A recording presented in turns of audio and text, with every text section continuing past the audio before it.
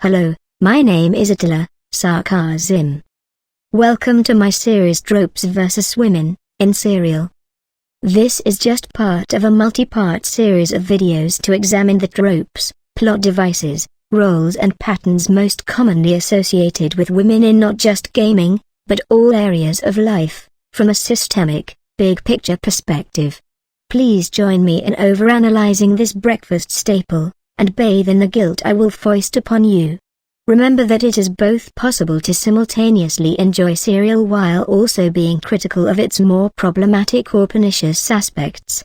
I learned that word in university, getting my worthless BA in women's studies. Before we even touch on advertising, let's look at the names of cereals. Warning. Trigger alert. Some of these cereal names may cause emotional discomfort, or cause you to see your favorite cereal in a misogynistic light. Number 1. Tricks. Hidden in plain sight is a word that is also slang for describing women who are either teases, hoes, or one of the above pretending to be the other. This only demeans girls, adds to slut-shaming, and sends the message to boys that heteronormative sex is akin to the sugar rush you get from these neon-hued globes. These globes incidentally symbolize a woman's breasts, with unrealistic perkiness that mine have long since lost. Number 2. Special K. It is not okay. This is just fat shaming in a box. The in-your-face message of less than 2% fat shames women into losing weight, while men and boys are subconsciously tricked to accepting only women with 2% body fat. Even the K is sexualized. The left side of the K is a thin woman with long red hair, and lower in status than the right side of the K, which symbolizes the dominant male body. You barely need any imagination at all to see that the right side of the K, the male, is thrusting his penis into the female's mouth. So violently in fact, that the male's hips are dramatically ahead of his head. Either way you look at this, the woman is left with a soggy mess. And lastly, this misogynistic K further promotes heteronormative sex, and further alienates people of the LGBTQ community. Number 3. Coco Pebbles. Pebbles is not even on the box and it is named after her. Why is her dad Fred on the box? Girls simply do not need fathers, and is an early morning slap in the face to all single mothers serving this cereal to their daughters, and their miscellaneous offspring like boys. More disturbing is Fred's assertion that Pebbles tastes more chocolatey. Is this man a pedophile? Is the message of incest being normalized? And why in this age of sensitivities around rape, would you put cereal in a box? A box, being slang for female genitalia, specifically, the vagina. One could argue the use of cocoa is the cultural appropriation of the black community. Number 4. Banana Nut Crunch. Nothing screams men's entitlement to women's bodies than this cereal. The phallic reference to his banana penis, and his testicular nuts.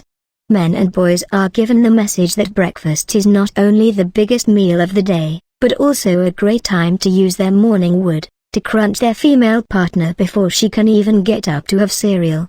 The cereal box further disempowers women with whole grain emblazoned at the top of the box. Take away the W and the G and you get a perverse reference to your vagina, whole, being inseminated by his rain, sperm. This is the primordial act of keeping the woman barefoot and pregnant. Number 5. Honeycomb. Some messages are so subliminal that even a pop culture critic like myself failed to notice it. Honey. Golden honey. Nothing could be more symbolic of a man's sexual conquest of a woman than getting to her golden uterus. But why stop there, when there are many other orifices to conquer? Each piece of honeycomb has 7 holes. Each hole representing a different place a white cis male can rape. The vagina, the anus, her mouth, her belly button, the back of her knees, between her breasts and lastly her throat. On top of this is the backdrop of dozens of these pieces in the cereal bowl, giving men the message to freely explore their sexuality, with more than one woman. Side by side, the cereal also represents the 77 cents a woman makes for each dollar the man makes. Subliminal, yet insidious messaging that lucky for you I am able to decipher for you simpletons. Number 6. Rice Checks. This cereal is very personal to me. The cereal is shaped like little computer chips, and reminds me of feminism's struggle to get more women into the STEM fields. The breakfast table should be a safe space for all women. Also, the rice in rice chicks reminds me of my boyfriend, who left me for some submissive Asian whore.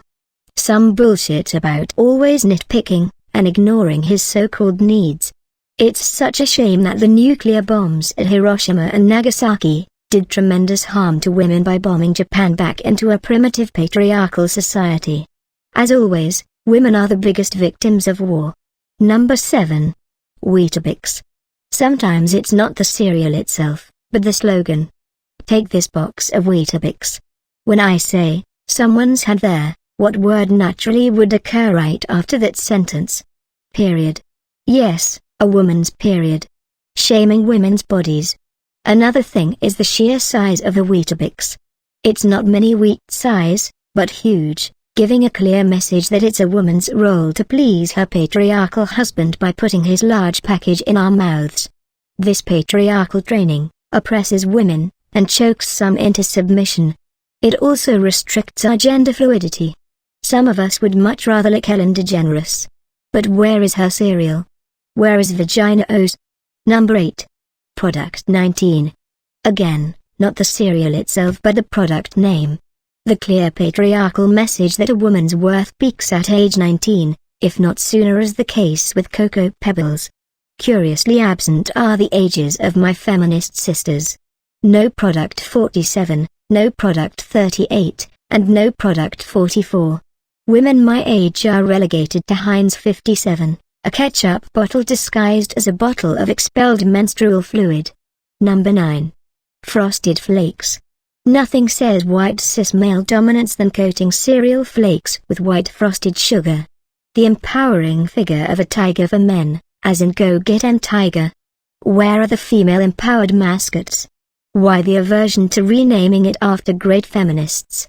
What could be more empowering to women than digging into a bowl of glorious Dynam flakes? Tony the Tiger is Italian. In the 1970s, Kellogg's announced his full name is Anthony the Tiger and he comes from a big Italian family. Promoting a traditional nuclear family is simply a slap in the face to the single mothers out there, and empowered women that need no man. Number 10. Sometimes it's not the cereal, but the background. Here we have a picture of a boy, with milk being poured for him by a subservient female. Why cannot this future shitlord pour his own cereal? I bet this 10-year-old little shit is going to seduce his teacher, then accuse her of having sex with a minor. Another thing worthy of a trigger warning is the cereal name itself front and center. Life. Pretty easy to see which side of the abortion debate this cereal is on. I have started a petition to rename the cereal, Roe, as in Roe vs. Wade. So few female mascots on cereals, it is as if these companies are trying to alienate women and imply that cereal is to be solely consumed by men.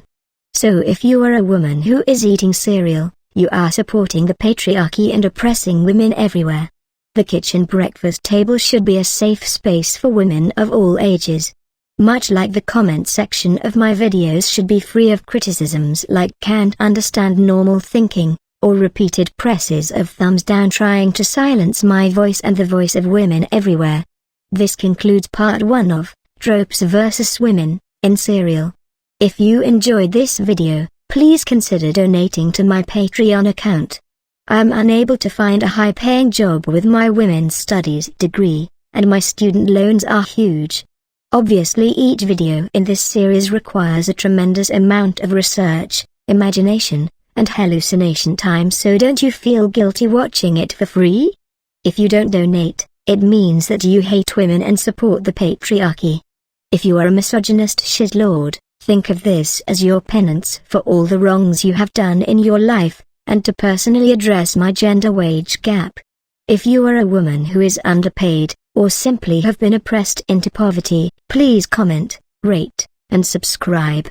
By sharing my video, you will help spread my ASS, the Anita Sarkeesian Society, wide so that I may get deeper penetration of my message.